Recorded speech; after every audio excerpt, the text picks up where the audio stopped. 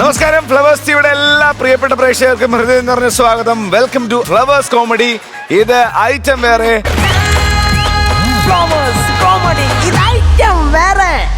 ഒരുപാട് സ്നേഹത്തോടെ ആദ്യം തന്നെ നമ്മുടെ കൊട്ടാരക്കര വെട്ടിക്കവല ഗ്രാമപഞ്ചായത്തിലെ എരണൂർ എന്ന് പറഞ്ഞ സ്ഥലത്ത് വന്ന എല്ലാ പ്രദേശവാസികൾക്കും ഒരു നല്ല കൈയോടുകൂടി അവരെ സ്വാഗതം ചെയ്യാം. ലെറ്റ്സ് വെൽക്കം നസീർക്ക, പ്രചോദേട്ട ആൻഡ് ബിജുക്കുട്ടൻ ചേട്ടാ. നമസ്കാരം. നമസ്കാരം. അപ്പൊ എന്നാ നമുക്ക് ചിരി അങ്ങ് തുടങ്ങാം. ആദ്യത്തെ സ്കിറ്റ് വിളിക്കുക. നമ്മുടെ മനോജ് ചേട്ടനുണ്ട്, നമ്മുടെ ബിജു ചേട്ടനുണ്ട്, കൂടെ പുതിയൊരാൾ. അപ്പോ ലെറ്റ്സ് വെൽക്കം ചാന്ദിനി.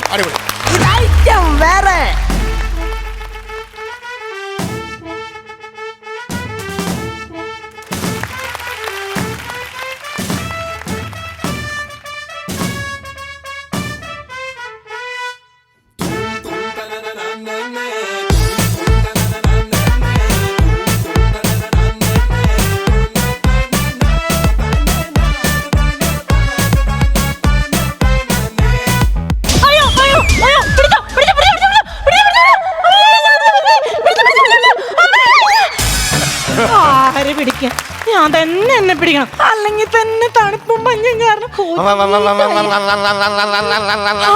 ഹെലികോപ്റ്റർ, മഞ്ഞിന് തുരിശടിക്കാൻ വന്ന ഹെലികോപ്റ്റർ.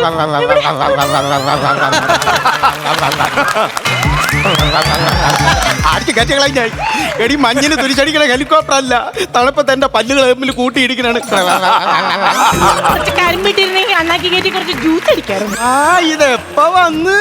നിങ്ങൾ ജനിച്ചപ്പോ തന്നെ വന്ന്. എന്തോന്ന്? അല്ല, നിങ്ങളുടെ കൈ. അയ്യോ, എന്റെ കൈ വന്ന കാര്യമല്ല പറഞ്ഞത്. എന്റെ റൂളി പെൻസിൽ എപ്പ വന്ന്? റൂളി പെൻസിലോ? അയ്യോ, വായി കൊള്ളാത്ത പേര് വിട്ട് നിന്റെ റൂബി മോൾ എപ്പ വന്ന്? ഞാൻ കുറച്ച് മുന്നേ വന്നേ. അതെന്ത് വലിച്ചിങ്ങോട്ട് ഇട്ടത്? ഈ വരുന്ന 25-ാം തീയതി എന്റെ കല്യാണമാണ്. കുടുംബത്തോടൊപ്പം വരണം, തിന്നിട്ട് കയറ്റിട്ട് പോണം. അയ്യോ, എനിക്ക് വരാൻ പറ്റില്ല. ഒന്നിനും എന്റെ കല്യാണം. അയ്യോ, നമ്മളെ ഒരു കല്യാണം. എനിക്ക് വയ്യ. ഞാൻ റോഡിൽ കണ്ട പട്ടിയെടുത്തും പൂച്ചെടുത്തൊക്കെ കല്യാണം വിളിച്ച് താണ്ടടാ കെട്ടാമോണ പെണ്ണിനെ കല്യാണം വിളിച്ചേ. ഞാനൊരു കാര്യം പറഞ്ഞ റൂമുകള് സത്യം പറയോ? സത്യം പറയും. ഞാൻ സത്യം മാത്രമേ പറയുള്ളൂ. എന്തോ തെളിവ്? നാക്ക് നോക്കിയേ. നന്നായിരിക്കുന്നു. കുതിരാൻ തുറങ്ങത്തിനകത്തൂടെ പോണ ഹൈവേ പോലെ ഒരു വെള്ള വരയും കൂടെ ഇട്ട് കൊടുത്താ മതി. ദൈവമേ, ഇങ്ങനത്തെ കരുനാക്കന്റെ ജീവിതത്തിൽ കണ്ടിട്ടില്ലേ? ഞാൻ അതല്ല ചോദിച്ചത്. ഞാൻ പെണ്ണ് കാണാൻ വന്നപ്പോഴേ ഞാൻ നല്ലല്ലോ, ഇങ്ങനെ നടന്നല്ലേ വന്നത്. അതുമല്ല, വന്ന പാടെയോ ലഡുവിലേക്ക് തുറച്ചു നോക്കിയിട്ടുണ്ടായിരുന്നല്ലോ. എന്താണെന്ന് അറിയാമോ? ലഡു എന്ന് പറഞ്ഞാൽ ഞങ്ങളെ നാട്ടിലൊക്കെ ഭയങ്കര കമ്പമാണ്. ഞങ്ങളുടെ അവിടെയൊക്കെ ഉത്സവത്തിലാണ് കമ്പം. വന്ന് കയറണേനും അങ്ങ് തുടങ്ങി. അതായത് ഞാൻ അവിടെ പെണ്ണ് കാണാൻ വന്നില്ലേ, ആദ്യമായിട്ട് എന്നെ കണ്ടപ്പോ നിനക്ക് എന്തോ നെടി തോന്നിയത്? ഞാൻ പറയട്ടെ? പറ അങ്ങോട്ട് പറ. എനിക്ക് ഇഷ്ടായെന്നാ പറഞ്ഞേ. ഈ ഒരു വാക്കിന് വേണ്ടിയല്ലേ ഞാൻ കൊതിച്ചിരുന്നത്.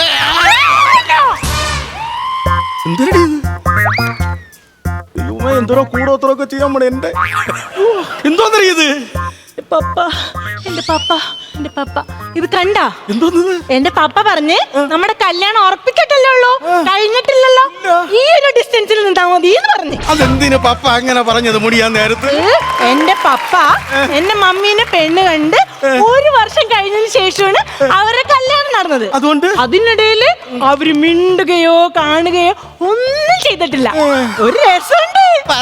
അവരുടെ കല്യാണം കഴിഞ്ഞ് 5 മാസം കഴിഞ്ഞപ്പോ ഞാനുണ്ടായി.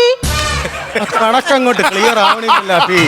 നമ്മളാണ് കണക്ക് ക്ലിയർ ആവണില്ല. സീരിയസ് ആയിട്ട് ഞാൻ വീണ്ടും ചോദിച്ചാലും നീ പറയുന്ന കണക്ക് ക്ലിയർ അല്ല. അത് നിന്റെ പപ്പയുടെ പേരെന്തോന്ന് പറഞ്ഞത്? NK Peter. ആ പേര് അയാൾക്ക് ചേരൂല. ഇൻക്യുബേറ്റർ.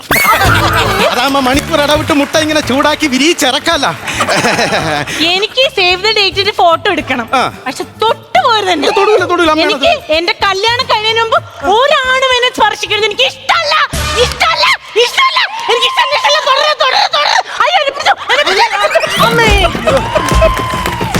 ഞാൻ തൊട്ടുമില്ല, പിടിച്ചു. ആണോ പപ്പയുടെ കോല് കിടക്കണ കിടപ്പ് അളവ്.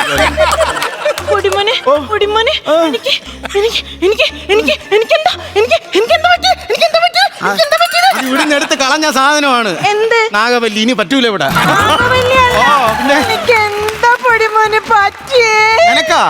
നിനക്ക് തൊട്ടാ കുരു മഞ്ഞനെ ദേഹത്തോടാനും സമ്മതിക്കില്ല. അവിടെ എല്ലാം പോയി ഉണ്ടാക്കി വിട്ടോണ്ടിരിക്കുന്നത്. വന്നേ? അത് തന്നെ ഞാനും ചോദിക്കണം, എന്തിനാ പൈസ ചെലവാക്കി വന്നത്? അത് തൊടാൻ പോലും. എന്താ അവിടെ പറയണത്? നമ്മൾ എന്തിനാണ് വന്നത് പറ. നമ്മൾ സേവ് ദ ഡേറ്റ് എടുക്കാൻ വേണ്ടിട്ടല്ലേ വന്നേ? സാധനം എടുക്കാൻ തന്നെ വന്നത് പറ. ക്യാമറമാൻ എന്തേ? ദൈവമേ, പറയുമ്പോൾ അവ എവിടെ ചെന്ന് കിടക്കണ്? അയ്യോ, സമയം കുറേ ആയി. നില്ല വിളിക്കട്ടെ. എടാ സുരേഷ, എടാ ഞങ്ങൾ രണ്ടും ഇവിടെ മൂന്നാറെത്തിയടാ. നീ മാന്നാറിയിക്കണെന്നാ? എടാ നീ എന്തോ ഉണ്ടാക്കാനാടാ നീ മാന്നാറിന് മൂന്നാർ വെച്ചിട്ട് പോ. എന്റെ പൊന്നുമക്കളെ, ഞാൻ കറക്റ്റായിട്ട് പറഞ്ഞാണ് മൂന്നാർ വരാൻ വേണ്ടി. ഞാൻ ടൈപ്പ് ചെയ്ത് കൊടുത്ത്, നീ നോക്ക്. ഇത് മാന്നാറിനല്ലേ എഴുതിയേക്കണത്? ആ, ഇതില് ഇവിടെ ഇല്ല. അത് തന്നെ നടക്കൂല, എനിക്കറിയാം. അത് എനിക്ക് വന്നപ്പോഴേ എനിക്ക് മനസ്സിലായ നടക്കൂല. എന്നാ നമുക്ക് ഞാൻ പോട്ടെ. എന്റെ പപ്പ സമ്മതിക്കില്ല, ഞാൻ പോട്ടെ. മൂന്നാറ് പോലുള്ള സ്ഥലത്ത് വന്നു കഴിഞ്ഞാൽ 1 മണിക്കൂറൊക്കെ നിന്നിട്ട് ആരെങ്കിലും ഒക്കെ പോവോ? എടി, ഇവിടെയൊക്കെ നല്ല ഹോം സ്റ്റേ ഉണ്ട്, കണ്ട. ഒരു ദിവസം ഹോം സ്റ്റേ ഒക്കെ ചെയ്തിട്ട് നമുക്ക് രാവിലെ കുളിച്ച് വൃത്തിയായി പല്ലൊക്കെ തേച്ച് വീട്ടിൽ പോയാലോ? എന്നാ ഒരു പണി ചെയ്യാം. അത് പറ. നമുക്ക് രാത്രി മുഴുവൻ ഇവിടെ തീ കത്തിച്ച് രാവിലെ വരെ ഉറക്കൊളച്ചിരുന്ന് സംസാരിച്ചിരിക്കാം. എന്നിട്ട് വേണം ഉറക്കം തൂങ്ങി ആ തീയിൽ വീണിട്ട് ചുട്ട കോഴിയെ പോലെ ഞാൻ രാവിലെ തേരാ പാര ഇത് വഴി നടക്കായി. എന്റെ പൊന്നാട്ടി, ഇതിനേക്കാളും നല്ല നിന്റെ അപ്പന്റെ മറ്റേ അളവ് പോലെ തന്നെ. എന്റെ പപ്പയ്ക്ക് 100 ആയുസ്സാ. അവന്റെ ആയുസ് ഇന്നോടെ തീർന്നു, അമ്മയുടെ തീരും. ഹലോ, ഒക്കെ ഉണ്ട്, ചെന്ന് ചാടിക്കൊടുക്കല്ലേ. അയ്യോ, എന്തുമാത്രം പ്രതീക്ഷയോടെ വന്നാണ്. എനിക്ക് വയ്യ, എന്റെ പൈസയും പോയി, എല്ലാം പോയി. അയ്യോ, ഒന്ന്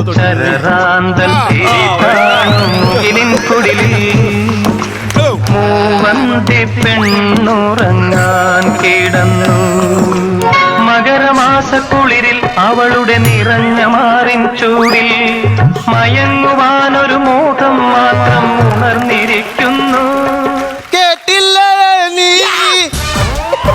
ഇങ്ങനെ തൊള്ള കയറി വിളിച്ചാ പിന്നെ കേക്കൂലേ? ഇവിടെ ആളുണ്ടായിരുന്നു, ഞാൻ അറിഞ്ഞില്ലായിരുന്നല്ലോ. ആരാ മനസ്സിലായില്ല? ഞാൻ ശരറാന്തൻ രവികുമാർ, പ്രശസ്ത ഡയറക്ടർ. അയ്യോ, എന്താ സാറേ ഈ വായിക്കിടന്ന ബബിൾക്ക് പറഞ്ഞ ഞാൻ കൊറനാല് തെറിച്ചു പോയാ. എന്താ തെറിച്ചു പോണത് പോലെ എനിക്ക് തോന്നി. ഞാനേ പ്രശസ്ത ഡയറക്ടർ ശരറാന്തൻ രവികുമാർ. പറയണ സാറേ, സിനിമ ഇൻഡസ്ട്രിയിൽ രവിയേട്ടൻ എന്ന് പറഞ്ഞു കഴിഞ്ഞാൽ ക്യാമറയുടെ സ്റ്റാൻഡ് പോലും ഇന്ന് ചെയ്ത് ചോദിക്കും, രവിയേട്ടൻ എപ്പോഴാ വന്നത്? ഈ ശരറാന്തൽ എന്ന പേര് വന്ന കാര്യം? ശരറാന്തൻ എന്ന് പറഞ്ഞ സിനിമയാണ് ഞാൻ ആദ്യമായിട്ട് ചെയ്തത്. ഫസ്റ്റ് ചെയ്തത് അത് നമ്മൾ ഈ കാണുന്ന ഈ ലൊക്കേഷനിൽ വെച്ചാൽ ഇവിടെ വെച്ചാണ് ഷൂട്ട് ചെയ്തത്. അവിടെ വെച്ചാണ് ഷൂട്ട് ചെയ്തത്. അവിടെ ഷൂട്ട് ചെയ്തിട്ട് അവിടെ തന്നെ ഞാൻ കുഴിച്ചങ്ങ് മൂടി. അങ്ങനെ ചെയ്ത ലോകത്ത് ഏറ്റവും കൂടുതൽ ആക്ഷനും കട്ടും പറഞ്ഞ് തൊണ്ടയ്ക്കുവാനും എടുത്ത ഡയറക്ടറാണ് ഞാൻ. എനിക്ക് സംശയമാണെങ്കിൽ അവിടെ ചെന്ന് തുറന്നു നോക്കിയാൽ 2 ക്യാമറ ഒരു ഐപോഡും കൂടെ അവിടെ കിടക്കണതാണ് ആ മണ്ണിൽ. ഒരു ചെറിയൊരു സാധനം ഇങ്ങനെ പൊങ്ങിക്കണ ജിമ്പലിന്റെ കുഞ്ഞാ കളിച്ചു സാറേ. അപ്പൊ ശരറാന്തൽ അന്നല്ല പേരിടേണ്ടത്, ശവറാന്തൽ എന്ന് പേരിട്ടാ കൊള്ളായിരുന്നു. Exactly correct. മഞ്ഞിനകത്തിരുന്ന് കീച്ചൻ തൊട്ടി വില. പിന്നെ അത് കഴിഞ്ഞ് ഞാൻ 98 ഒരു പടം ചെയ്തു. അയ്യോ, ആരടാ എന്റെ ഫ്രണ്ട് ഇരിക്കുന്നത്? 98 സിനിമ ചെയ്തൊരു മഹാനായ ഡയറക്ടറല്ലേ? അതല്ല പറഞ്ഞത്, 1998 ഞാനൊരു പടം ചെയ്തായിരുന്നു. അങ്ങനെ മണി ട്രാപ്പ് എന്ന് പറഞ്ഞൊരു പടം. ഓഹോ, പറയണ സാർ. ആ പടം കേരളത്തിൽ വൻ കോളിളക്കം സൃഷ്ടിച്ച പടവാ. അയ്യോ, ഞാൻ കാണാൻ പറ്റിയില്ല സാറേ. എനിക്ക് ആര് കണ്ടതിന് കോളിളക്കം സൃഷ്ടിച്ചെന്ന് പറഞ്ഞു കഴിഞ്ഞാൽ ആൾക്കാരെ വിളിച്ച് പൈസ വാങ്ങിച്ചിട്ട് അഭിനയിപ്പിക്കാൻ വേണ്ടി ഈ ഡയറക്ടർ മുങ്ങിക്കളഞ്ഞു. വൃത്തികെട്ടവൻ, ചെറ്റ പരനാറി. ആരാണ് സാർ ഈ വൃത്തികെട്ട ഡയറക്ടർ? അന്നൊക്കെ ആയിരുന്നു, പക്ഷെ ഇപ്പൊ നല്ലതാ. ഞാനായിരുന്നു. ഞാൻ അന്ന് ഇവിടെ ഞാൻ മുങ്ങിക്കളഞ്ഞു. എന്നിട്ട് സാർ പിന്നെ എവിടെ പൊങ്ങി? ഞാൻ പൊങ്ങിന്ന് പറഞ്ഞാൽ അറ്റ്ലാന്റിക് സമുദ്രത്തിന്റെ തീരത്ത് കുറെ പെൻഗിനുകൾ ഇരിപ്പില്ലയോ, അതിന്റെ ഇടയിലോട്ട് കയറി അങ്ങ് ഇരുന്നു. എന്നിട്ട് സാർ അവിടെ കയറി ഇരുന്നത്? ഇവന്മാർ വന്ന് എന്നെ പൊക്കത്തില്ലയോ. അങ്ങനെ അവിടെ ഇരുന്നപ്പോ എനിക്കൊരു ചിന്തയിൽ വന്ന് ഒരു പുതിയ പടം ചെയ്താലോന്നും. അങ്ങനെ ഞാൻ നാട്ടിൽ കൂട്ടുകാരെ വിളിച്ച് പോകാൻ പറഞ്ഞു. ഒരുത്തന്റെ കുറെ പൈസ ആയിട്ട് വെറുതെ കളയാൻ.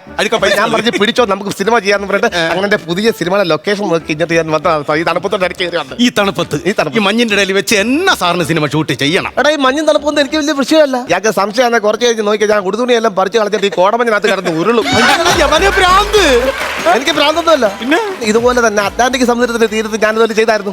ഒരു ദിവസം അറ്റ്ലാന്റിക് സമുദ്രത്തിന്റെ തീരത്ത് ഐസ് കെട്ടയുടെ പുറത്ത് ഞാൻ ഇതിന്റെ തുണി ഇല്ലാതെ കിടക്കുക. അപ്പൊ ഒരു പെൻകിൻ ഇങ്ങനെ നടന്നു വന്നിട്ട് എന്നോട് ചോദിക്കുക, ഇതൊക്കെ എന്തോ ഈ കാണിക്കുന്നത്? ഞങ്ങൾ ഇവിടുന്ന് കൂട്ടത്തോട് പാരായണം ചെയ്തു പോവാന്ന്. ഈ പെൻകിനുകളൊക്കെ സംസാരിക്കുമോ സാറേ? കള്ളക്കഥ പറയുമ്പോ കല്ല് വരെ സംസാരിക്കും. പിന്നെ എന്തായാലും പേരെന്ന് പറയാ? എന്റെ പേര് പൊടിമോൻ. പൊടിമോന്റെ മുഖത്തൊരു വിഷാദം തളം കെട്ടി കിടന്ന് തുടിക്കുന്നു. പറയണ്ട സാറേ, വാക്കുകളൊന്നും പുറത്തോട്ട് വരുന്നില്ല. കണ്ടോ, കൃത്യസമയത്തിന് റിഹേഴ്സലിന് വരത്തില്ല. ഫ്ലോറിൽ കയറിയൊക്കെ തള്ളിയൊക്കെ മെടുക്കാന്ന് വാക്കുകൾ പുറത്തോട്ട്. ഭയങ്കര വിഷമം കൊണ്ട് വാക്കുകൾ പുറത്തോട്ട് വരുന്നില്ല. വിഷമിച്ച് നിൽക്കുവാന്നോ? കല്യാണം ഒരു 3-4 ദിവസം കഴിഞ്ഞിട്ട് കല്യാണമാണ്. അപ്പൊ എല്ലാം ഉറപ്പിച്ചു വെച്ചിട്ടുണ്ട്. അതിന്റെ മറ്റേ ഇതിന്റെ ഈ ഷേവ് ചെയ്യാൻ വേണ്ടി. ഷേവ് ചെയ്യണമെന്നുണ്ടെങ്കിൽ ഇവിടെ അല്ലേ പറഞ്ഞേ, ബാർബർ ഷോപ്പിലല്ലേ പോകുന്നത്? അല്ല, മറ്റേ ഇതിന്റെ ഡാറ്റ ഒക്കെ എഴുതിയിട്ട് നമ്മള് ഫേസ്ബുക്കിലേക്ക് ഇടൂല സാറേ. ഞങ്ങളെ കല്യാണമാണ്, എല്ലാരും വരിക എന്ന് നമ്മളിങ്ങനെ അറിയിക്കൂലേ. മുഖം കിടന്നങ്ങ് മിനുങ്ങുന്നുണ്ടല്ലോ. എന്താ സാറേ? എന്താ ജോലി എന്ത്? ഞാൻ ദുബായിൽ വലിയൊരു അക്കൗണ്ട് കമ്പനിയിൽ അങ്ങ് മണ്ടയിലാണ് ടോപ്പ്. ടോപ്പില് ജയിലിൽ ഏറ്റവും മേളിൽ പ്രാവിരിക്കുന്ന അല്ല, അത് ശകലം ഷേവിൽ എനിക്ക് പിടി കിട്ടി. എടാ മറക്കിഴങ്ങ, ഷേവ് നല്ലവരാന്ന്. സേവ് ദ ഡേറ്റ് അങ്ങനെ വേണം പറയാനൊക്കെ. അവളെങ്ങനെയാണ് പറഞ്ഞത്? അങ്ങനെയാണ് പറഞ്ഞത്. പിന്നെ സാറേ ഒരു കാര്യം, എന്താ സാർ ഈ സിനിമയിലൊക്കെ അഭിനയിച്ച് ഒരു നടിമാരുമായിട്ടൊക്കെ ഭയങ്കര ഇളക്കവും വിളക്കവും ഒക്കെ അല്ലേ? സുന്ദരിമാരായ നടിമാരെ കാണുമ്പോ സാറിന്റെ മനസ്സ് ചഞ്ചലപ്പെടൂലേ? എന്തിന്? എടാ നമ്മൾ സുന്ദരിമാരായ പെണ്ണുങ്ങളുടെ മുഖത്ത് നിന്ന് നോക്കുമ്പോൾ നമ്മുടെ മനസ്സിൽ എന്തെങ്കിലും ചഞ്ചലം ഉണ്ടായി കഴിഞ്ഞാലേ ചെറിയൊരു സാധനം നമ്മുടെ മനസ്സിൽ ചിന്തിച്ചാൽ മതി, അതങ്ങ് പോകും. എന്തോന്ന്? അതായത് സുന്ദരിമാരായ ഒരു പെണ്ണിന്റെ മുഖത്ത് നമ്മൾ ഇനി നോക്കുമ്പോൾ ആ നിമിഷം തൊട്ട് 20 വർഷം മുന്നിലേക്ക് നമ്മൾ ചിന്തിക്കണം. അന്നേരം അവരെങ്ങനെ ഇരിക്കും? ചുക്കിച്ചുല്ലെങ്കിൽ വയസ്സായി നമ്മുടെ ഒരു അമ്മയുടെ ഫീല് തോന്നും. അങ്ങനെ ചിന്തിച്ച് കഴിഞ്ഞാൽ ഈ സുന്ദരിമാരെ കാണുമ്പോൾ ഉള്ള ഫീൽ അങ്ങ് ഇല്ലാതാക്കി കളയാം. അങ്ങനെയൊക്കെ ഞാൻ ചെയ്തത്. ഇതൊക്കെ മങ്ങിത്തൊലിക്ക് പോകത്തേ ഉള്ളൂ, അല്ലാതെ അതല്ല സാറേ, സാറ് കല്യാണം കഴിച്ചതാണോ? ചുരുക്കി പറഞ്ഞാൽ ഞാൻ കല്യാണം കഴിച്ചിട്ടില്ല. അപ്പൊ ചുരുക്കാതെ പറഞ്ഞ 8 എണ്ണത്തിനെ ഞാൻ എങ്ങനെ ചുരുക്കും? 8 എണ്ണം കെട്ടിയ മുതലാണോ ഈ തള്ളിക്കൊണ്ടോന്നി? അതാ എന്റെ മിടുക്ക്. ഈ 8 എണ്ണം ഇപ്പൊ എവിടെ ഉണ്ട്? അതാ എന്റെ വേറൊരു മിടുക്ക്. സാറേ, ഞാൻ അവളെ ഇങ്ങോട്ട് വിളിക്കട്ടെ. എന്തിനാ അപ്പൊ നിങ്ങളുടെ ഈ ഷൂട്ടൊക്കെ കഴിഞ്ഞായിരുന്നു? ഷൂട്ട് കഴിഞ്ഞില്ല സാറേ, ക്യാമറമാൻ പറ്റിച്ചിട്ട് പോയല്ലോ.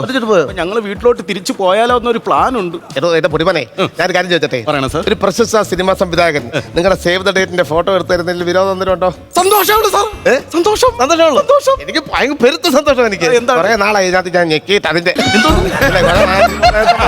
അപ്പൊ ഞാൻ അവളെ വിളിക്കാം. പെണ്ണിനെ വിളിക്കാം. ഇതിന്റെ ലെൻസ് അറിയാം. പിന്നെ വിളിക്കാം. റൂബി മോളെ. പിന്നെ ഇരിക്കണ ആരെന്നറിയാ? പറഞ്ഞു തരാം. സസ്പെൻസാണ്. സാറേ, ഇതാണ് ഞാൻ കെട്ടാൻ പോണ പെണ്ണ്. ഇതാണ് പെണ്ണ. ഓ,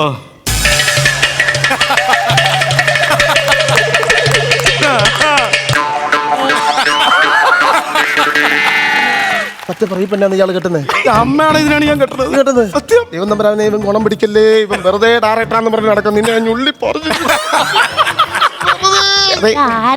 വലിയ ഡയറക്ടറാണ്. നമ്മളെ ഭാഗ്യത്തിനല്ലേ വന്നത്. നമ്മളെ ഫോട്ടോ ഒക്കെ പുള്ളിക്കാരെ എടുത്തു തരാന്ന് പറഞ്ഞു. അടങ്ങി നിന്ന് പതുക്കെ ചാട്. അപ്പന്റെ കോല് കളഞ്ഞില്ല, വെച്ചേരാ കയ്യില്. സാറേ, എന്തോ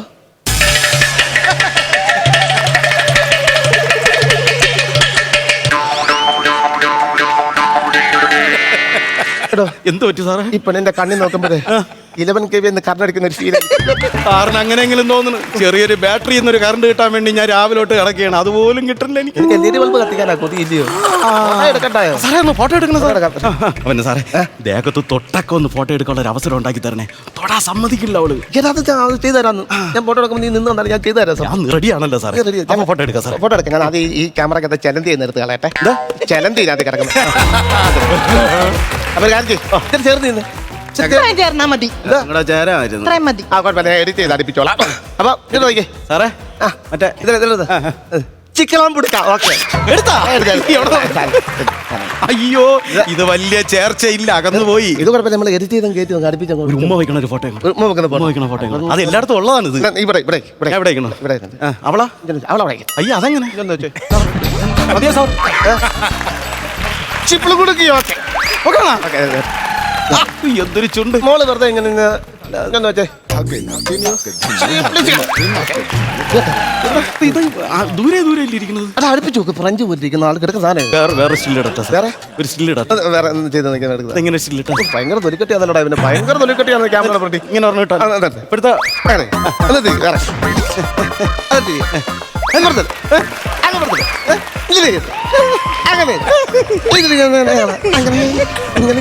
അങ്ങനെ ചെയ്ത് കാറിനെന്തോ കുത്തിന്റെ അത്. ആ ചലന്തി എന്നെ പാലിനകത്തൂടെ കയറിപ്പോയടാ.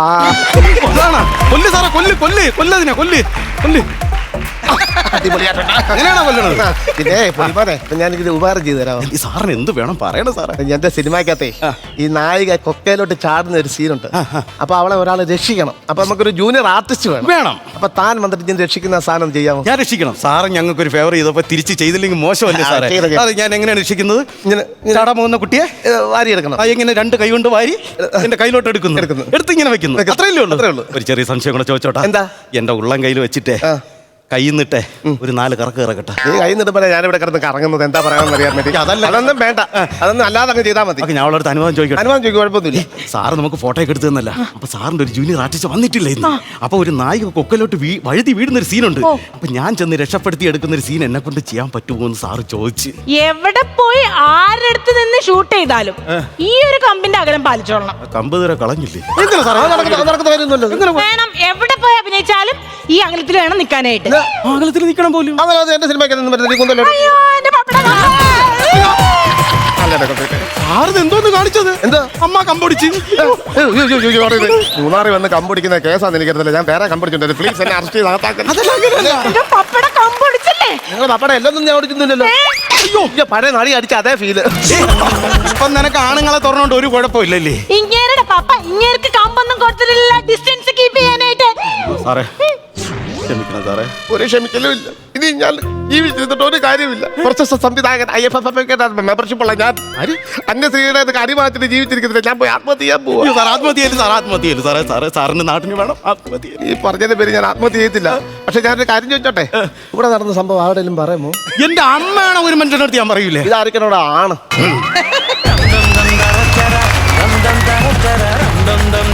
നല്ലൊരു ഉഗ്രം കൈയടി, പൊളി സ്കിറ്റായിരുന്നു. ചാന്ദ്രി, വെൽക്കം ടു നമ്മുടെ കുടുംബം. ഇത് ഐറ്റം എയറിലേക്ക് ഹൃദയം നിറഞ്ഞ സ്വാഗതം. കുടുംബനാഥനിൽ നിന്ന് തുടങ്ങാൻ. നസീർക്ക. മനോജേ, എന്തോ സ്കിറ്റായിരുന്നു കേട്ടോ. Thank you. ഗംഭീര സ്കിറ്റായിരുന്നു. നല്ല ഒരു കോൺസെപ്റ്റ് നിങ്ങൾ തിരഞ്ഞെടുത്ത നല്ലൊരു സ്ഥലമായിരുന്നു. പിന്നെ ചാന്ദിനി നമ്മുടെ വേദിയിലേക്ക് ആദ്യം വരുന്നൊരു കുട്ടിയാണ്. എന്തായാലും ഗംഭീര സ്കിറ്റായിരുന്നു. നല്ല പ്ലോട്ടായിരുന്നു. ചിരിക്കാനുള്ള ഒരുപാട് ഏരിയകൾ ഇഷ്ടം പോലെ ഉണ്ടായിരുന്നു. ഞാൻ നല്ലോണം ചിരിക്കുകയും ചെയ്തു. All the best. Thank you നസീർക്ക. പ്രചോദേട്ടാ. നല്ല സ്കിറ്റായിരുന്നു, അടിപൊളിയായിരുന്നു. സത്യം പറഞ്ഞാൽ ചാന്ദിനി ആദ്യമായിട്ടാണ് നമ്മുടെ ഫ്ലോറിൽ. ഇപ്പോൾ ചാന്ദിനിയെ സ്വാഗതം ചെയ്യുന്നു. കാര്യം ഒരുപാട് ചാന്ദിനിയുടെ പ്രോഗ്രാംസും സീരിയലും ഒക്കെ നമ്മൾ കണ്ടിട്ടുണ്ട്. ചാന്ദിനി ഐറ്റം വേറെ എന്ന പറയുന്ന ഫ്ലോറിലേക്ക് വന്ന ലാൻഡിങ് എന്ന് പറയുന്ന ഒരു ഒന്നൊന്നര ലാൻഡിങ് ക്യാരക്ടർ ഗംഭീരമായിട്ട് ചെയ്തതിന് ഒരു ഉഗ്രം കൈയ്യടി ചാന്ദിനിക്ക് തരികയാണ്. പിന്നെ ബിജുവിൻ്റെ ക്യാരക്ടർ ബിജു ഗംഭീരമായിട്ട് ചെയ്തു. പിന്നെ മനോജ് ശരണാന്തർ ഡയറക്ടർ അടിപൊളിയായിരുന്നു. എനിക്ക് തോന്നുന്നു മനോജിന് ചെറിയൊരു പനിയുണ്ട്. സൗണ്ട് എനിക്ക് ഉറക്കം പറഞ്ഞു കഴിയുമ്പോൾ ചുമക്കാൻ വരും. അതാണ്. യെസ്. പക്ഷെ എങ്കിലും ഗംഭീരമായിട്ട് ചെയ്തു കേട്ടോ മനോജ്. അത്രയും വൈകാഴികളിൽ നിന്ന് അങ്ങനെ ഒരു സംഭവം ചെയ്യാന്ന് പറയുന്നതും ഒന്നും പാളിപ്പോയില്ല. ഒരു ഡയറക്ടറുടെ വിഷമങ്ങളും പരിപാടികളും പിന്നെ ഇടയ്ക്ക് ചെലന്തി കയറിയിട്ട് ക്യാമറയും തട്ടിയിട്ട് പിന്നെ നമുക്ക് രജിസ്റ്റർ ആയി. കണക്ഷൻസ് ഒക്കെ നല്ലതായിരുന്നു. എല്ലാ കണക്ഷനും നല്ലതായിരുന്നു. നമുക്ക് ആർട്ടിഫിഷ്യൽ ആയിട്ടൊന്നും ഫീൽ ചെയ്തില്ല. അതെ. പിന്നെ അതുപോലെ മിടുക്കാണത്. അതെ. പിന്നെ 98 സിനിമ 1990 ക്യാമറ ക്ലിക്ക് ചെയ്തപ്പോ എന്തൊരു സാധനം ഇട്ടില്ലേ? ചേട്ടാ ചിപ്പിളി കൊടുക്കാം. എല്ലാ പരിപാടികളും നല്ല ഗംഭീരമായിരുന്നു. അടിപൊളി സ്കിറ്റായിരുന്നു കേട്ടോ. All the best. Thank you പ്രചോദേട്ടാ. ബിജു ചേട്ടാ. മനോജ്, ബിജു, ചാന്ദിനി, ഇത് എനിക്ക് തോന്നുന്നത് നല്ല സ്റ്റാൻഡേർഡ് ഉണ്ടായിരുന്നു. അവതരണത്തിന് നല്ല സ്റ്റാൻഡേർഡ് ഉണ്ടായിരുന്നു. അതുപോലെ തന്നെയല്ല, നമുക്ക് ഈ സേവ് ദ ഡേറ്റ് എന്ന് പറഞ്ഞാൽ നമ്മൾ ഒരുപാട് സ്കിറ്റുകൾ കണ്ടിട്ടുണ്ട്. അതിൽ നിന്നും ഭയങ്കര വ്യത്യസ്തമായിരുന്നു. കാരണം സേവ് ദ ഡേറ്റിൻ്റെ ക്യാമറമാൻ ഇപ്പോഴും വന്നിട്ടില്ല. അയാൾ മാന്നാർ നിൽക്കുകയാണ്, നിങ്ങൾ മൂന്നാറും. ശരിക്കും ഇയാൾ ഈ ക്യാമറമാൻ അല്ല, ഡയറക്ടർ അല്ലേ. അപ്പോൾ അയാൾ വന്നാൽ എങ്ങനെ ഇരിക്കും? അതിന് പകരം ഇയാളെ വെച്ച് ചെയ്ത കാര്യങ്ങളെല്ലാ ഹ്യൂമറുകളും വളരെ ഗംഭീരമായിരുന്നു. എനിക്ക് തോന്നുന്നു ചാന്ദിൻ്റെയും എത്ര സിനിമയിൽ അഭിനയിച്ചാലും എത്ര സീരിയലിൽ അഭിനയിച്ചാലും നമ്മൾ ഫ്ലോറിൽ വന്ന് നല്ല ഫാസ്റ്റായിട്ട് കളിച്ചുകൊണ്ടിരിക്കുന്ന ടീമിൻ്റെ കൂടെ ആ ഒരു കോംബോ ചെയ്യാന്ന് പറഞ്ഞാൽ, ഇതുപോലെ ചെയ്യാന്ന് പറഞ്ഞാൽ അത് വേറൊരു കയ്യടി തന്നെ തരണമായിരുന്നു. ഇപ്പോൾ ഈ പറഞ്ഞുകൊണ്ട് തന്നെ ആദ്യമായിട്ട് വന്ന ഒരു കിലുക്കത്തിൻ്റെ ഫീൽ ഉണ്ടായിരുന്നു ചില സമയങ്ങളിലൊക്കെ ആ കോല് വെച്ചുള്ള പരിപാടി. പിന്നെ ബിജു ശരിക്കും ആറാടിയട്ടാ ശരിക്കും പറഞ്ഞാൽ. ഇതെനിക്ക് തോന്നുന്നു ഒരു കിലുക്കത്തിൽ ജഗതി ചേർന്നൊക്കെ ചെയ്യണ പോലെ ഷാളൊക്കെ ഇട്ട് വെച്ച് നല്ല രസമുണ്ടായിരുന്നു. കാരണം നല്ല താളത്തിന് നല്ല സ്പീഡിൽ കളിച്ച്. അതുപോലെ മനോജിന് ഇപ്പോൾ എനിക്ക് തോന്നുന്നു മനോജ് താന്നിട്ടൊന്നുമില്ല. മനോജിൻ്റെ കൗണ്ടറെല്ലാം കറക്റ്റായിരുന്നു. പക്ഷെ മനോജിനൊരു വിഷമം ഉണ്ടായിരുന്നു. കാരണം ഓടിയെത്തി സംസാരിച്ച് കഴിഞ്ഞാൽ ചുമ വരുമെന്നുള്ളത് നമുക്കൊരു പേടിയുണ്ടാകും. കാരണം നമ്മുടെ സൗണ്ടാണല്ലോ, കേട്ടാലല്ലേ കറക്റ്റ് ടൈമിങ്ങിന് അടിച്ചാലേ പറ്റുള്ളൂ. പക്ഷേ ഗംഭീരമായിരുന്നു കേട്ടോ. അവസാനം വരെയുള്ള ബിറ്റുകളും കൗണ്ടറുകളും നന്നായിരുന്നു. ഞാൻ നേരത്തെ പറഞ്ഞിട്ട് ഒരു ലോക്കൽ ഫീൽ ചെയ്തില്ല. ഭയങ്കര സ്റ്റാൻഡേർഡ് ആയിരുന്നു. അപ്പം 3 പേർക്കും അടിപൊളി. All the best. Thank U ചേട്ടാ. തുടക്കം ഗംഭീരമായി. ആദ്യം കിട്ടുന്ന മാർക്കിന് ഒരു സ്പെഷ്യൽ ഇതുണ്ടാവും അല്ലേ? പിന്നെ അത് ശീലമാവും. നസീർക്ക എത്ര? ഞാനൊരു 16,000 രൂപ കൊടുക്കുകയാണ്. 16,000 രൂപ. ഓക്കെ, പ്രചോദനാണോ? അതെ എത്ര കൊടുക്കാം? ഞാനൊരു 1 രൂപയുടെ കൂടി 17 കൊടുക്കും. 33,000 രൂപ ആയിട്ടുണ്ട്. ഞാൻ കത്തിച്ചു വിട്ടാക്കാം. ബിജുകുട്ടൻ ചേട്ടാ, ടോട്ടൽ എമൗണ്ട്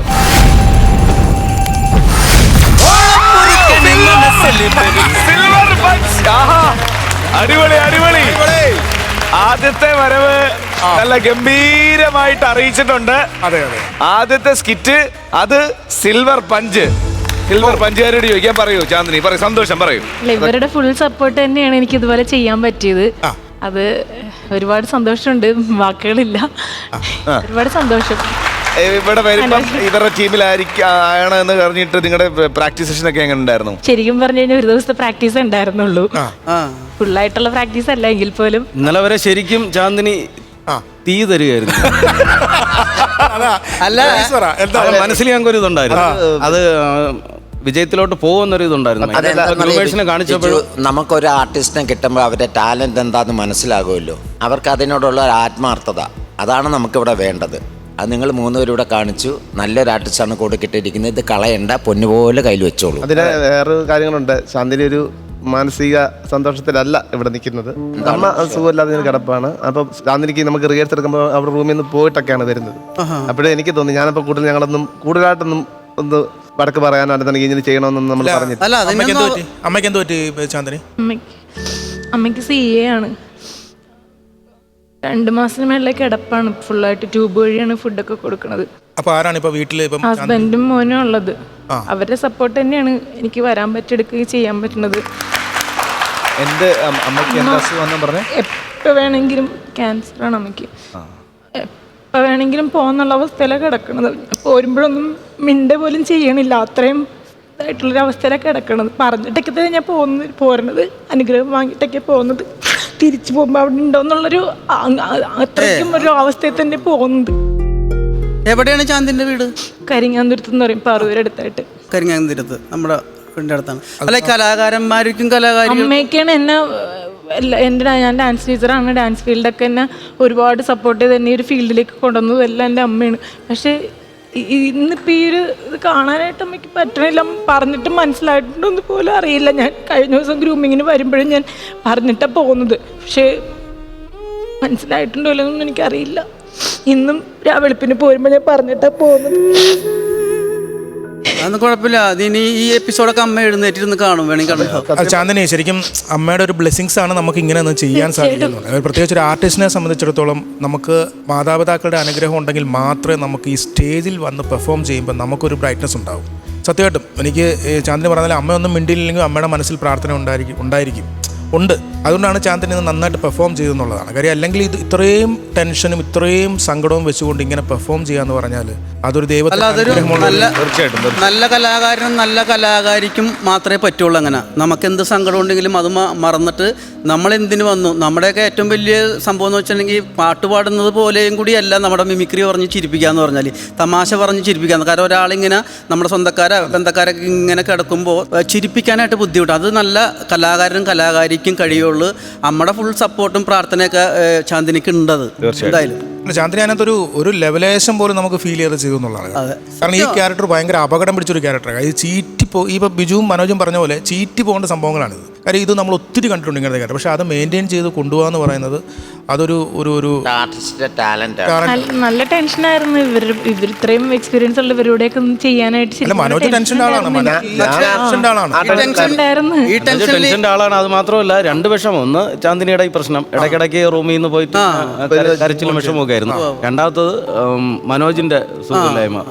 എന്നും ഭയങ്കര സന്തോഷം തന്നെ പറഞ്ഞാൽ ഇന്ന് ചാന്ദിനിയുടെ അമ്മ എന്നോട് ഷൂട്ട് ചെയ്യാൻ പോവാന്ന് പറഞ്ഞപ്പം അമ്മ ഒരിക്കലും ഒന്നും മിണ്ടാതിരുന്ന അമ്മ ചിരിച്ചു കാണിച്ചു എന്നാണ് പറഞ്ഞത്. എനിക്കന്നേരം ഭയങ്കര സന്തോഷം. ഞാൻ പറഞ്ഞ ആ ഒരു പോസിറ്റീവ് എനർജി ഒന്ന് കളിച്ചാൽ മതി. ഇങ്ങനെ ഫുള്ളായിട്ട് ചിരിക്കില്ല, ഇങ്ങനെ ഇവിടെ ഇത്ര ഇതാവുള്ളൂ.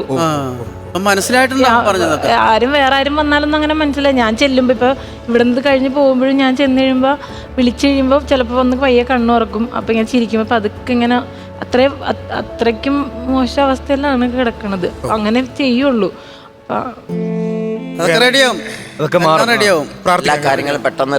എല്ലാം റെഡിയായിട്ട് അമ്മനെയും കൊണ്ട് ഒരു സൂടെ വരണം. അതെ. ഹസ്ബൻഡിന്റെ പേരെന്താ? സുനിൽ KS. എന്ത് ചെയ്യണ്? കമ്പനിയിൽ വർക്ക് ചെയ്യണേണ്. പുള്ളി ഇപ്പൊ 1 വർഷമായിട്ട് പുള്ളിക്കും കുടലിലൊരു കംപ്ലൈന്റ് വന്നിട്ട് സർജറി കഴിഞ്ഞിട്ട് ജോലിക്ക് പോയി തുടങ്ങിയിട്ടില്ല. മോന്റെ പേരാ? മോന്റെ പേര് അനുഗ്രഹ്. എത്രാം ക്ലാസ്സിൽ പഠിക്കണം? 8ാം ക്ലാസ്സിൽ. ഞാൻ ചോദിക്കട്ടെ, അമ്മ എന്ന് പറയുമ്പോ എന്റെ അമ്മ. പക്ഷെ എന്റെ ഹസ്ബൻഡാണ് ഇപ്പൊ മരുന്ന് കൊടുക്കണതും കഞ്ഞിയൊക്കെ ട്യൂബ് വഴി കൊടുക്കണത്. പുള്ളി ഉള്ളതുകൊണ്ടാണ് എനിക്ക് അങ്ങനെ അത്ര സപ്പോർട്ടീവ് ആയിട്ടുള്ള ഒരാളെ കിട്ടിയില്ല. പുള്ളി ഒരു വലിയ മനുഷ്യനല്ലേ? അതെ, അങ്ങനെയുള്ള ഭർത്താക്കന്മാരെ കിട്ടാനായിട്ട് നമ്മൾ പ്രാർത്ഥിക്കണം. അല്ല, അങ്ങനെ ഒരു മോനെ കിട്ടാൻ, മരുമോനെ കിട്ടാൻ അമ്മയും ഭാഗ്യം ചെയ്തതാണ്. അങ്ങനെ നോക്കാൻ ഇത്രയും പ്രശ്നങ്ങൾ ഇടയിൽ വന്നിട്ട് നമ്മുടെ വേദിയിൽ വന്ന് ഇത്രയും നല്ല രീതിയിൽ ചെയ്തതിനൊരു ബിഗ് സലൂട്ട്. തീർച്ചയായിട്ടും അമ്മയുടെ അനുഗ്രഹം വായിച്ചാണ് വന്ന്. ഇത് കണ്ട് ഒരുപാട് അമ്മമാർ അനുഗ്രഹവും പ്രാർത്ഥനയൊക്കെ ഉണ്ട്. ഇത് കണ്ട് നമ്മുടെ സ്കിറ്റ് കാണുമ്പോൾ വേറെ കുറെ അമ്മമാരുടെ അനുഗ്രഹം പ്രാർത്ഥനയൊക്കെ കിട്ടട്ടെ. വിഷമങ്ങളൊക്കെ മാറും. സിൽവർ പഞ്ച് ശീലമാക്കുക. ഒരുപാട് ദൂരം നമുക്ക് ഈ ഫ്ലോറിൽ ഒരുമിച്ച് യാത്ര ചെയ്യാനുണ്ട്. ഓക്കെ, ചിളിങ്ങാമിണിഞ്ഞി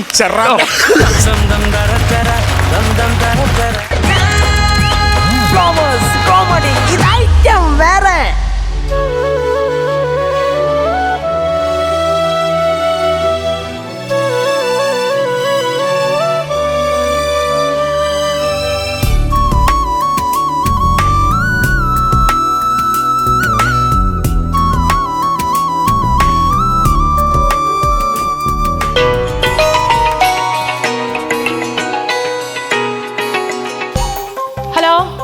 ഹലോ, ഇവിടെ ആരുമില്ലേ? ഞാന് എന്റെ പൊന്നേട്ടോ, ഞാൻ എത്ര വട്ടമായി ഞാൻ ഏട്ടനെ വിളിച്ചോണ്ടിരിക്കുന്നു.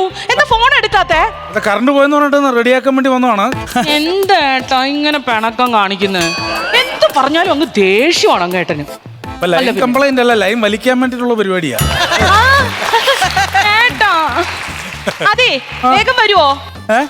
വേഗം വരുവോ? വന്നല്ലോ. പിന്നെ വേറൊരു കാര്യം, ഇന്നത്തെ ദിവസം മറക്കരുത് കേട്ടാ. ഇന്നത്തെ ദിവസം എന്ത് മറക്കാനേ? എന്റെ ബർത്ത്ഡേ അല്ലേ ഏട്ടാ, നിങ്ങൾ എന്തോന്ന് മറന്നോണേ. എനിക്ക് ഗിഫ്റ്റ് കൊണ്ടുവരണം കേട്ടോ. ആണോ? ആ, ഇവരൊക്കെ നേരിട്ട് വിളിച്ചു വരുത്തി അങ്ങ് കൊടുക്കുമല്ലേ. Happy birthday. ആരാ ഇതങ്ങ് മറ്റേ ബാഹുബലി സിനിമ പോലെയാണല്ലോ. പോവുകയാണല്ലോ അങ്ങോട്ട്. ഇനി വന്നേ, നമ്മൾ തമ്മിൽ സംസാരിച്ചിരുന്നു. ഇപ്പം ബർത്ത്ഡേ ഗിഫ്റ്റ് വേണോന്ന് പറഞ്ഞു.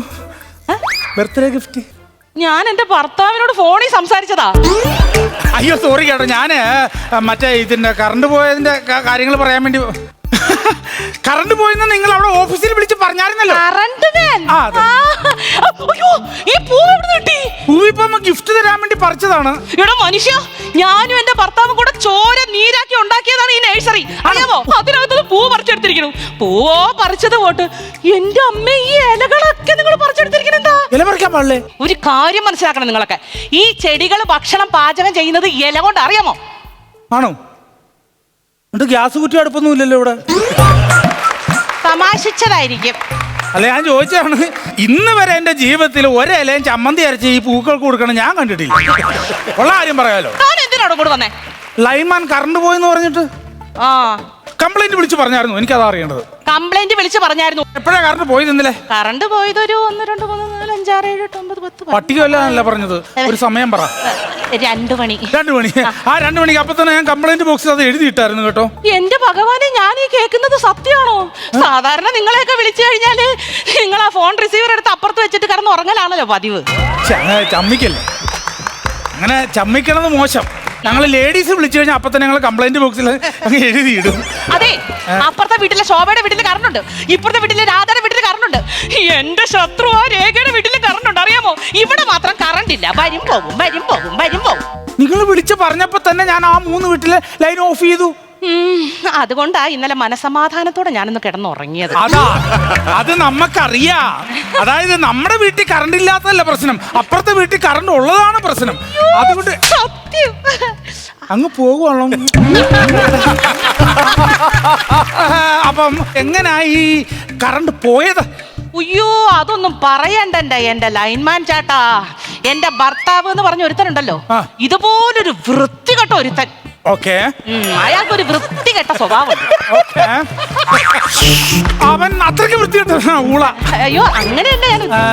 അയാളെ ഇത്തിരി ഓവർ വൃത്തിയാ. ഓ ഓവർ വൃത്തിയുടെ കാര്യത്തിൽ വൃത്തികെട്ടവൻ. ആ അങ്ങനെ അങ്ങനെ അത് ചിലർക്ക് അങ്ങനെ ഉണ്ടാവും.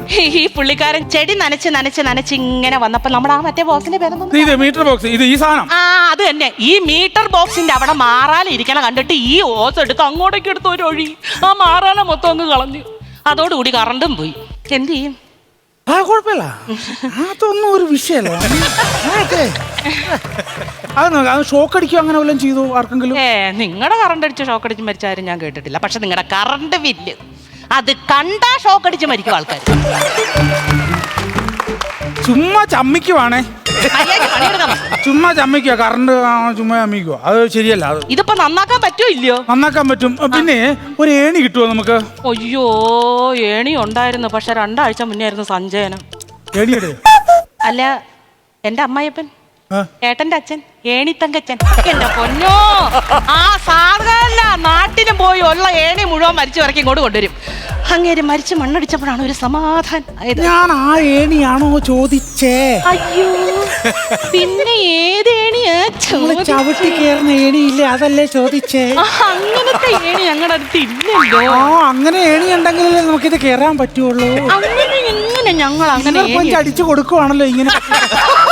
എന്നാ പിന്നെ ഞാൻ ഗോൾഡൻ ഗ്രൗണ്ട് അങ്ങ് അടിക്കും. അങ്ങനെ അടിക്കല്ല, അതെങ്ങനെ ശരിയാവണം? അങ്ങനെ പറയേ.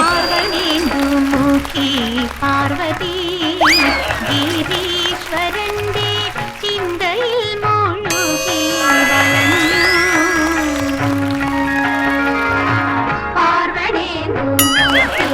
പാർവതി ഗിരീശ്വരന്റെ ചിന്തയിൽ മുഴുകി. ഹലോ ഹലോ, രണ്ടുപേരുടെയും കൂടെ മെഗാ തിരുവാതിര കഴിഞ്ഞെങ്കിൽ ഞാനൊരു മെഗാ സമ്മാനം തരട്ടെ അങ്ങോട്ട്. അയ്യോ ഏട്ടാ ഇത് കറണ്ട്. ഏട്ടാ അങ്ങോട്ട്, രണ്ടുപേരും കൂടെ ഇവിടെ കിടന്ന് എന്തോ ഈ കാണിക്കുന്നത്? നിനക്ക് അറിയാലോ ഞാൻ മഹാവൃത്തിക്കാരനാണെന്ന്. അറിയാം. അപ്പൊ നീ ഈ ഇമ്മാരി പരിപാടി കാണിക്കണം. ഇതെല്ലാം ഞാൻ തന്നെ വൃത്തിയാക്കണം അല്ലേ? ആരാ നീ? നിന്റെ ആറ്റിറ്റ്യൂഡ് കണ്ടപ്പോഴേ മനസ്സിലായില്ല അൻവരിക്കാൻ വന്നതാണെന്ന്. എടാ ഇമ്മാരി പരിപാടി എന്റെ നഴ്സറി നടക്കത്തില്ല. അല്ല ചേട്ടാ, ഞാൻ അങ്ങനെ ഉദ്ദേശിക്കുന്ന ആളല്ല. അല്ല, കറണ്ട് പോയെന്ന് പറഞ്ഞ് ഞങ്ങളുടെ ഓഫീസിലേക്ക് ഫോൺ കോൾ. സ്റ്റാച്യൂല്ലേ വൃത്തിയാ? ഫോൺ കോൾ വന്നിട്ട് അങ്ങനെ ഫോൺ കോൾ വന്നിട്ട് കറണ്ട് റെഡിയാക്കാൻ വേണ്ടി വന്ന ആളല്ലേ? കറണ്ട് റെഡിയാക്കാൻ വന്നാണോ? എന്റെ പൊന്നെ, ഞാൻ തെറ്റിദ്ധരിച്ചു.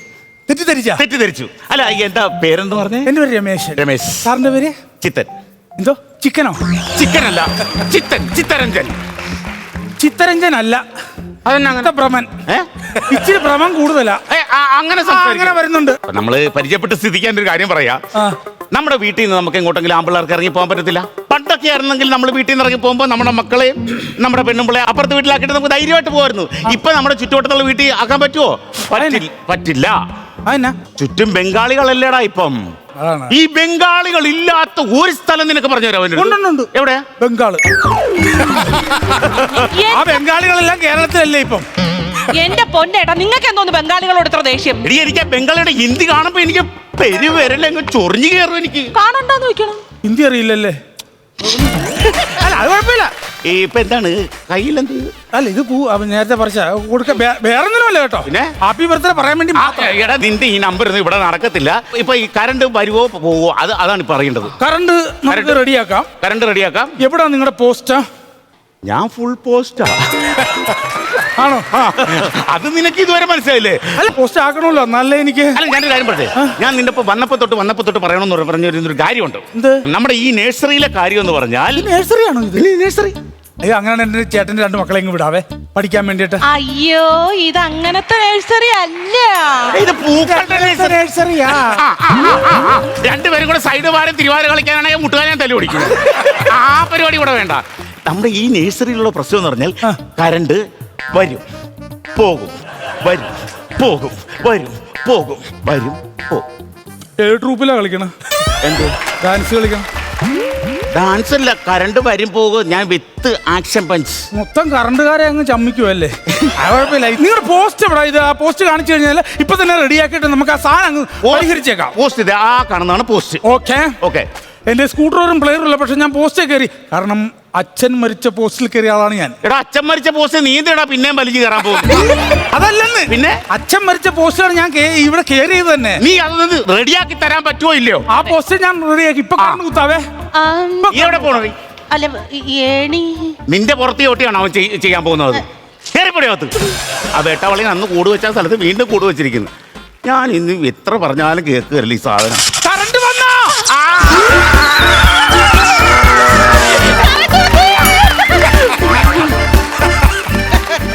ചേട്ടാ ഞാൻ ഫീസ് കുത്തിയായിരുന്നു, കറണ്ട് വന്നു.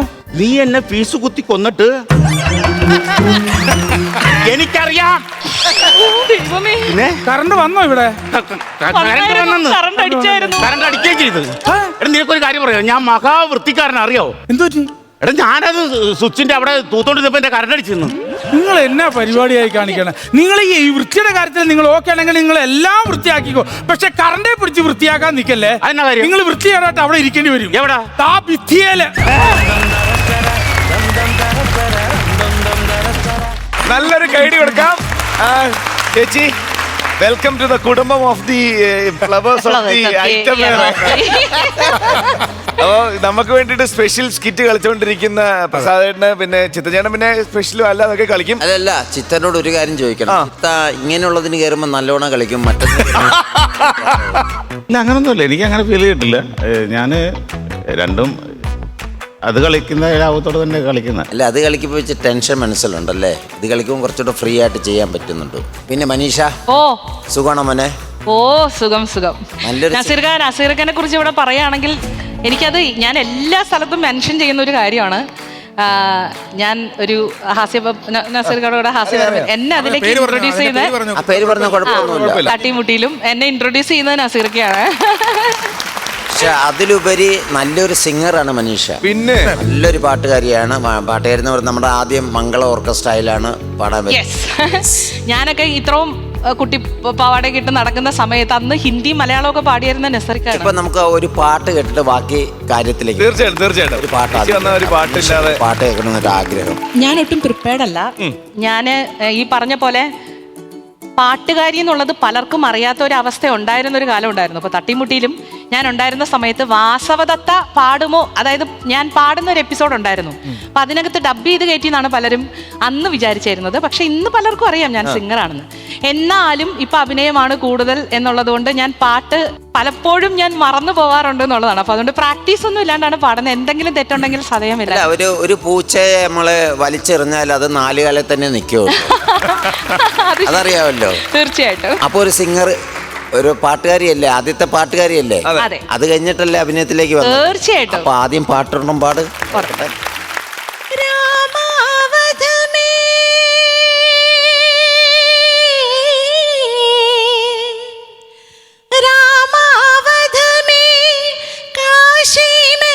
शिव कान्हा वृंदावन में दया करो प्रभु, देखो इनको, दया करो प्रभु, देखो इनको, सब संकते नाधा राधा मोहन शरणं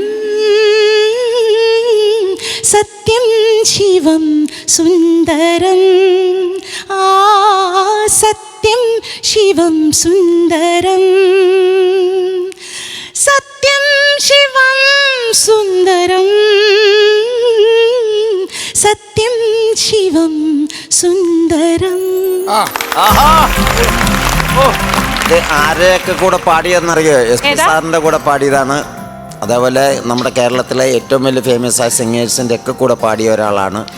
അതിൽ നമുക്ക് അഭിമാനമുണ്ട്. തീർച്ചയായിട്ടും. കാരണം ഈ കേരളത്തിലുള്ള നല്ല തമിഴ്നാട്ടിലുള്ള മനോജ് സാറാണെങ്കിലും ഒരുവിധപ്പെട്ട ദാസങ്കൾ തൊട്ട് ഇപ്പോൾ നജീം അർഷാദ് വരെയുള്ള എല്ലാ സിംഗേഴ്സിൻ്റെയും കൂടെ ഈ ലോകത്തുള്ള ഒരുപാട് സ്റ്റേജുകൾ എനിക്ക് ഒരുപാട് ജനങ്ങളെ കാണാനും പാട്ട് പാടാനും ഒക്കെ ഉള്ള ഒരു വലിയ അവസരം, വലിയ ഭാഗ്യം ദൈവം എനിക്ക് അനുഗ്രഹിച്ചു തന്നു. ആ വലിയ കലാകാരിയാണ് നമ്മളോടൊപ്പം വന്നത്. സ്പെഷ്യൽ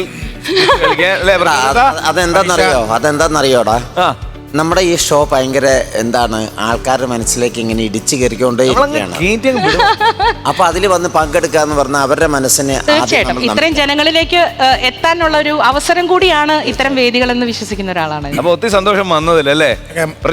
മനീഷ പ്രസാദ് ചിത്ത ഭയങ്കര രസമുള്ളൊരു സ്കിറ്റായിരുന്നു കേട്ടോ. നല്ല കണ്ടിരിക്കാൻ നല്ല ഭംഗി. പ്രത്യേകിച്ച് ഞാൻ ആദ്യം പ്രസാദ് ചിത്തനൂടെ കളിക്കുമ്പോൾ നോക്കിയത് ഈ പുതിയൊരാൾ വന്ന് കളിക്കുമ്പം അവരുടെ മുഖത്ത് ടെൻഷൻ ഉണ്ടാകാറുണ്ടോ അല്ലെ ഉണ്ടാകുമോ എന്നുള്ളതാണ്. ആ ടെൻഷനൊന്നും ഇല്ലാതെ അത് വളരെ രസകരമായിട്ട് മനീഷ അത് ക്യാരി ചെയ്ത് പോയി എന്നുള്ളതാണ്. കാര്യം മനീഷ ലൈഫിൽ എങ്ങനെയാണോ അതുപോലെ തന്നെയാണ്. കാര്യം ഇങ്ങനെ എപ്പോഴും എന്താ പറയുന്നത് ജെന്യുവനായിട്ട് സംസാരിക്കുക, അങ്ങനെ ഒരു ക്യാരക്ടർ കിട്ടി. അത് വളരെ രസകരമായിട്ട് നിങ്ങളുടെ തിരുവാതിരകളെയൊക്കെ എന്ത് ഭംഗിയായിരുന്നു. അതെ, അതായത് അതെടുക്കുന്നു, മറ്റേത് അതിൻ്റെ ഇടയ്ക്ക് മറ്റേ ആ ഫോൺ ചെയ്യുന്നു, ആ സാധനങ്ങളൊക്കെ ഭയങ്കര ലൈഫായിരുന്നു കേട്ടോ മനീഷ. ഞാൻ സത്യം പറഞ്ഞാൽ ഇങ്ങനെയുള്ള സ്കിറ്റ് ഞാൻ നേരിട്ട് കാണുന്നത് ആദ്യമായിട്ടാണ് മനീഷ സ്കിറ്റ് ചെയ്യുന്നത്. അതൊരു കുഴപ്പമില്ലാതെ നല്ല പെർഫെക്റ്റ് ആയിട്ട് ചെയ്തതിനൊരു ഉഗ്രം കഴിഞ്ഞു മനീഷ. പിന്നെ പ്രസാദ് ചിത്തൻ്റെ കാര്യം പറയണ്ട. പിന്നെ അസർക്ക പറഞ്ഞാൽ ചിത്തൻ ഈ ഇങ്ങനത്തെ സാധനം ചിത്തൻ വളരെ ഫ്രീ ആണ്, ഒരു ടെൻഷനില്ല. ചിത്തൻ ഈ വളരെ കൂളായിട്ട്. പ്രസാദ് നല്ല രസമുണ്ടായിരുന്നു കേട്ടോ, നിങ്ങളുടെ കോമ്പിനേഷൻ പരിപാടി നല്ല രസമുണ്ടായിരുന്നു. അപ്പോൾ മനീഷ ഇനിയും സമയം കിട്ടുമ്പോഴൊക്കെ നമ്മുടെ ഈ ഫ്ലോറിൽ വരിക. തീർച്ചയായിട്ടും. തന്നെയുമല്ല, ഇപ്പോൾ ഒരു ഗിഫ്റ്റ് നമുക്ക് ഒരു പാട്ടും പാടി തന്നു. അതൊക്കെ നമുക്ക് എല്ലാവരും കാര്യം കൊട്ടാരക്കര ഇരിക്കുന്ന ആൾക്കാർക്കൊക്കെ അതൊരു വലിയ ആശ്വാസവും സന്തോഷവുമായി. ചേട്ടാ പ്രസാദേ ഇത്താ മനീഷ നന്നായിരുന്നു കേട്ടോ, നല്ല സ്കിറ്റായിരുന്നു. ഒരുപാട് ആക്ഷൻ കോമഡി ഉണ്ടായിരുന്നു, അതുപോലെ തന്നെ വെർബലായിട്ടുള്ള കോമഡി ഉണ്ടായിരുന്നു. എനിക്ക് ആ തിരുവാതിര ഭയങ്കര ഇഷ്ടപ്പെട്ട. അതൊരിക്കലും രണ്ടാമത് അതെ വീണ്ടും ഒന്ന് റിപ്പീറ്റ് ചെയ്താലും നന്നായിരുന്നു. അത് കാരണം ഭർത്താവ് ഇടയ്ക്ക് സൈഡ് അത് ഭയങ്കര, കാരണം ഒരിക്കലും അങ്ങനെ ഒരു തിരുവാതിര സ്റ്റെപ്പിലേക്ക് അത് പോകുമെന്ന് ഞാൻ ഒരിക്കലും വിചാരിച്ചില്ല. അത് ഇങ്ങനെ തുടങ്ങിയിട്ട് അവസാനം കഥകളിയൊക്കെ പോലെ പ്രസാദിച്ചിട്ട് ഓവറാക്കി ഇങ്ങനെ. എന്തായാലും മനീഷ ഇവിടെ വന്നതിൽ വളരെ സന്തോഷം. കാരണം ഈ സിനിമയിലും സീരിയലിലൊക്കെ ഒരുപാട് തിരക്കുള്ള ആളാണ്. അപ്പോൾ ഇവിടെ നമ്മുടെ കൂടെ വന്ന് സഹകരിച്ചാലും അത് മനോഹരമായിട്ട് സഹകരിച്ചതിൽ വളരെ നന്ദിയുണ്ട്. പിന്നെ എനിക്കൊരു കാര്യം പറയാനുള്ളത്, ഇത്ര മനോഹരമായിട്ട് സംഗീതത്തെക്കുറിച്ച് അറിയാനും അത് പാടാനും അറിയാവുന്ന ഒരാൾ ഇനി ഒരിക്കലും ഞാൻ മറന്നുപോയിന്ന് പറയരുത്. അല്ല, ഞാന് 2 നാഷണൽ അവാർഡ്, ഒരു സ്റ്റേറ്റ് അവാർഡ് ഉള്ള ഒരു സിംഗറാണ്. ഞാനൊരു 30 പടം പാടിക്കഴിഞ്ഞാണ് ഒരു 35 ഇയേഴ്സ് ഞാനിപ്പോ സംഗീത രംഗത്ത് ആയി, 35 വർഷമായിട്ട്. അപ്പൊ ആ ഒരു എക്സ്പീരിയൻസ് ഉണ്ട്. അത് മറന്നു എന്ന് പറയില്ല, പക്ഷെ നമുക്ക് നമ്മുടേതായിട്ടുള്ള ചില മാനസികമായിട്ടുള്ള, അതായത് എന്തായാലും ഒരു കലാകാരനെ സംബന്ധിച്ച് അവർക്ക് അവസരങ്ങളാണ് വേണ്ടത്, കാണികളാണ് വേണ്ടത്. അതില്ലാതാവുമ്പോഴുള്ളൊരു ഫ്രസ്ട്രേഷൻ. അപ്പൊ അതാണ്. അവനോട് പറഞ്ഞിട്ട് ഒരു കാര്യമില്ല കേട്ടോ. എന്തായാലും നല്ല സ്കിറ്റായിരുന്നു, അടിപൊളി സ്കിറ്റായിരുന്നു. നല്ല ഗംഭീരമായിട്ട് നല്ല വിഷ്വൽ ഭംഗി ഉണ്ടായിരുന്നു. ആ ഒരു പൂക്കടയുടെ പൂ വിൽക്കുന്ന സ്ഥലങ്ങളുടെ കാണിച്ചത് നല്ല രസമായിരുന്നു. 3 പേരും എന്തായാലും നല്ലൊരു കോംബോയാണ് നിങ്ങൾ 3 പേരും. അടുത്ത പ്രാവശ്യം ഇനിയും വരിക, ഞങ്ങളെ ചിരിപ്പിക്കുക, പ്രേക്ഷകരും ചിരിപ്പിക്കുക. സ്പെഷ്യൽ ആയതുകൊണ്ട് നമുക്ക് കാശ് കൊടുക്കാൻ നിർവാഹമില്ല. അപ്പൊ ഈ സ്പെഷ്യൽ സ്കിറ്റിന് ഒരു നല്ല കൈഡി ചേച്ചി ഇടയ്ക്ക് ഇനി പറഞ്ഞു കേട്ടോ. ഓക്കെ ചേട്ടാ, ഓക്കെ, താങ്ക് യു ചിത്തൻ ചേട്ടാ. ശരി എന്നാ.